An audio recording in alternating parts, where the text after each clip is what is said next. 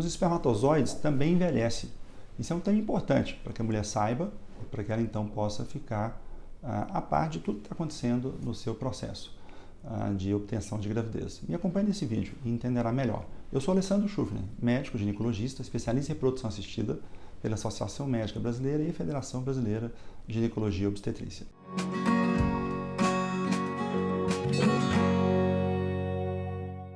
É muito comum atribuirmos o impacto da idade apenas à mulher, quando na realidade a gente sabe que no homem também ocorre esse impacto.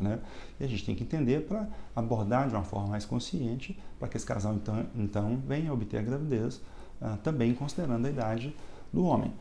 O homem tem uma característica que ele vai muito pouco ao médico, então pode acontecer que a gente chama de comorbidades, são doenças associadas, como por exemplo a alteração na próstata, diminuindo o volume do ejaculado, então menos volume do ejaculado, menor chance de engravidar numa relação sexual, por exemplo, e o homem nem sabia que tinha isso porque ele não vai ao médico, O homem, infelizmente, não está acostumado a ir ao médico anualmente, como a mulher vai fazer o teu preventivo do colo do útero. Então, esse é um fator. A gente sabe também que começa a diminuir a qualidade do sêmen, dos espermatozoides, já a partir dos 50 anos no homem. Claro, pode obter gravidez depois dessa idade, mas sim diminui o potencial desse espermatozoide. Por exemplo, através do aumento de fragmentação do DNA desse espermatozoide, diminui também a quantidade de espermatozoide no ejaculado, além de aumentar o número de alteração cromossômica nesse espermatozoide, levando ao embrião com alteração cromossômica e, por conseguinte, um nascimento de uma criança com uma alteração cromossômica.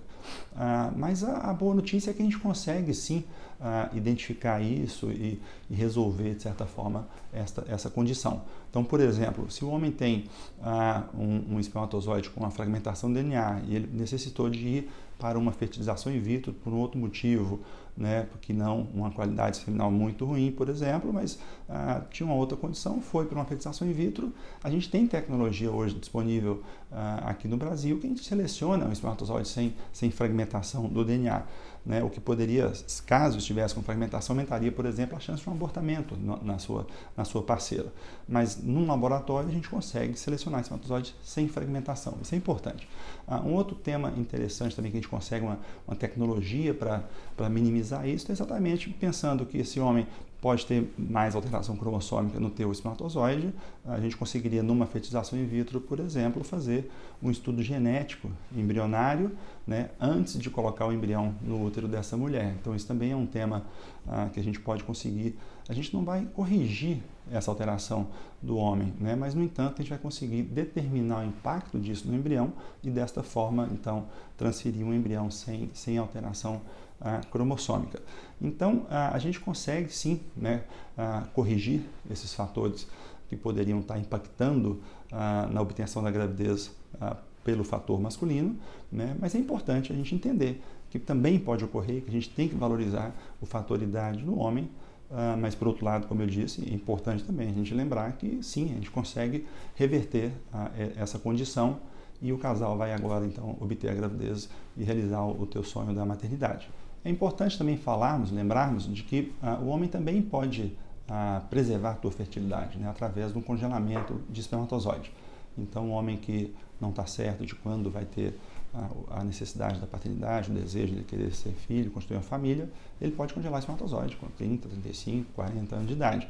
E desta forma, então, quando ele desejar usar os espermatozoides, ele está com a idade de que foi congelado. Então, o espermatozoide mantém a tua qualidade, mantém existiria uma diminuição, então, da chance de alteração cromossômica, de fragmentação do DNA desse espermatozoide.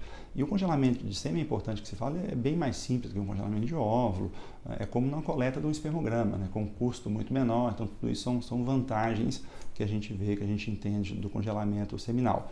Um outro ponto importante também, uma vez congelado o espermatozoide, usou amanhã ou usou daqui a 20 anos, a taxa de gravidez, o potencial daquele espermatozoide é o mesmo, de que quando foi congelado. Então, isso é muito bom. Isso ajuda o homem a congelar e não ter a necessidade de ter que engravidar logo, porque ele não está no momento dele, não deseja uma concepção naquele momento, não tem a parceira ideal, congela o espermatozoide, lá na frente ele pensa.